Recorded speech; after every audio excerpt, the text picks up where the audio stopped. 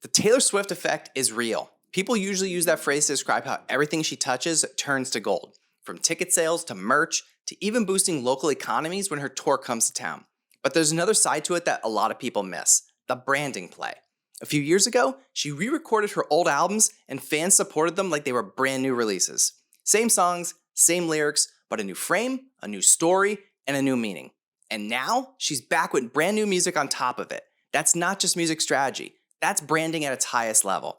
So in today's episode, I'm breaking down the Taylor Swift effect and how to build a brand that earns real loyalty, not just attention.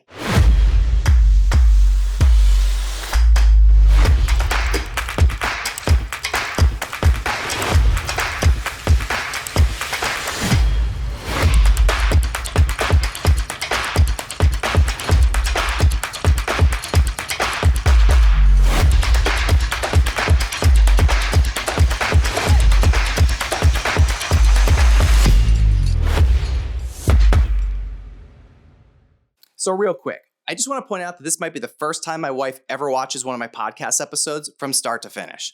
And it's not because I suddenly got funnier or because she suddenly got more interested in business and branding. It's because I said the words Taylor Swift. That's the power of her brand. And honestly, that's the perfect setup for today's episode.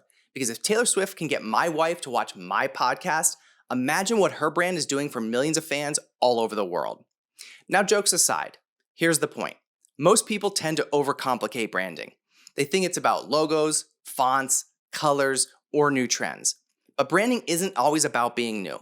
It's about being remembered. And Taylor just gave us a masterclass in how to make something old feel brand new again.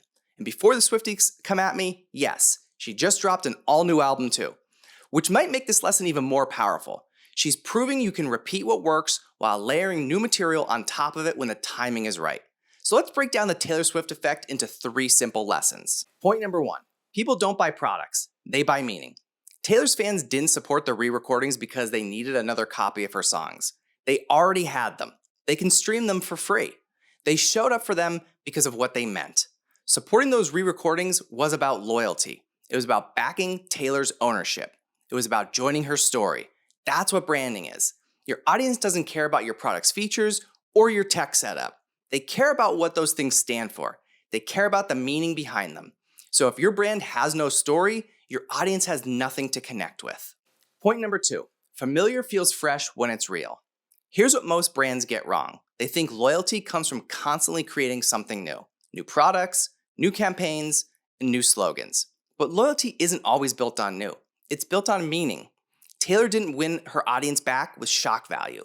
She won them with substance. She re-recorded songs her fans already knew word for word, and they showed up like it was the first time hearing them. Why? Because it wasn't just about the music. It was about what it represented. She wasn't just releasing new albums. She was reclaiming ownership, standing on principle, and giving her audience a reason to feel proud to support her. That's what real branding does. It builds emotional loyalty that goes way beyond the product.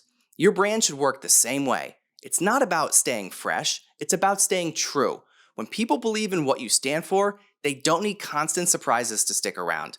They just need to be reminded why they even trusted you in the first place. Point number 3, say it until they believe it. Now here's what most people don't realize. Repetition isn't boring, it's belief building. The more people hear something, the more they trust it. That's why Taylor doesn't need to reinvent her story every time she releases something new. The message stays the same. She owns her art, she stands for herself, and she knows exactly who she is. That consistency is what builds loyalty. The same goes for your brand. You might get tired of saying the same thing all the time, but your audience is just starting to hear it. Every video, every post, every conversation, it's another reminder of what you stand for. That's how people start believing in you. Most brands give up before their message ever sinks in. They assume people just are bored, when in reality, they're just starting to connect the dots. Repetition is what takes your message from background noise to a belief system. So keep saying it, keep showing up, keep living it, because loyalty doesn't come from being the loudest. It comes from being the most consistent. So here's the takeaway. The Taylor Swift effect isn't about record sales or stadium tours. It's about branding and loyalty. She gave her audience something much deeper than entertainment. She gave them meaning, consistency, and belief. She rebuilt what already worked, stayed true to her story, and kept repeating it until her message became bigger than music. It became part of the culture.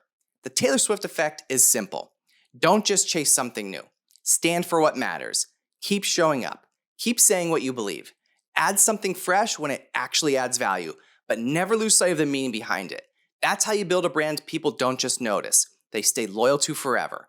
Because brand isn't built on trends or algorithms. It's built on clarity, consistency, and conviction. That's what earns trust. And that trust is what builds loyalty. So if you're ready to build a personal brand that people believe in, one that earns attention through meaning and not just noise, DM me on Instagram at Bill Corcoran Jr. or hit me up at billcorcoranjr.com. Thanks for watching until the end. I cover a lot here, but the conversation doesn't stop with the podcast. I post daily on Facebook, Instagram, and LinkedIn at Bill Corcoran Jr. with quick hits, behind the scenes, and the raw stuff that doesn't always make it into the podcast. Follow along there, and for deeper dives, head over to billcorcoranjr.com.